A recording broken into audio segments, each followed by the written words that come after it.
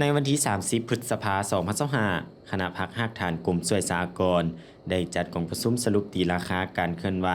เวียกงานก่อสร้างพรรคพนักงาน และปรับปรุงการจัดตั้งประจำไตรมาส 1 และทิศทางแผนการไตรมาส 2 ปี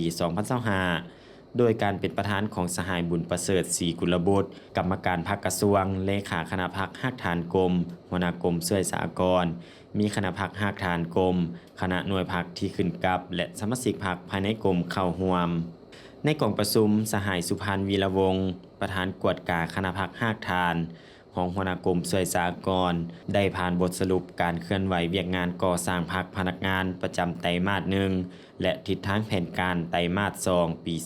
2025 ของคณะพรรครากฐานกรมช่วยสหกรณ์พร้อมกันนั้นกองประชุมได้นำเสนอการนำใช้ระบบติดตามการเข้าร่วมกองประชุมของคณะนำและรายงานบรรดาหน้าเวียกจุดสุ่มของแผนกการอ้อมข้างกรมเสนอระบบติดตามเอกสาร iOffice ผ่านระบบโทรศัพท์มือถือของคณะกรม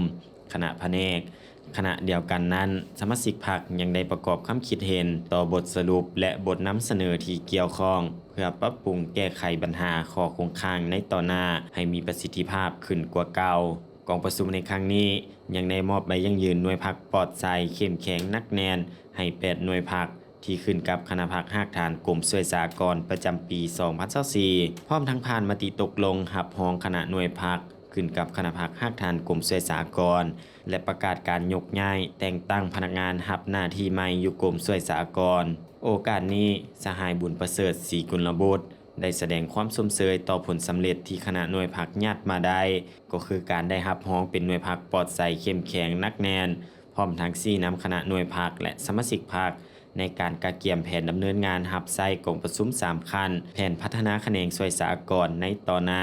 นอกนั้นได้เรียกร้องมายังบรรดาคณะหน่วยพรรคให้สืบต่อเต้าโฮมความสามัคคีภายในหน่วยพรรคก็คือการสร้างขบวนการภายในกรมเคียงคู่กับการสร้างแผนงานแผนการอย่างมีจุดซุ่มและจัดตั้งปฏิบัติให้เกิดดอกออกผล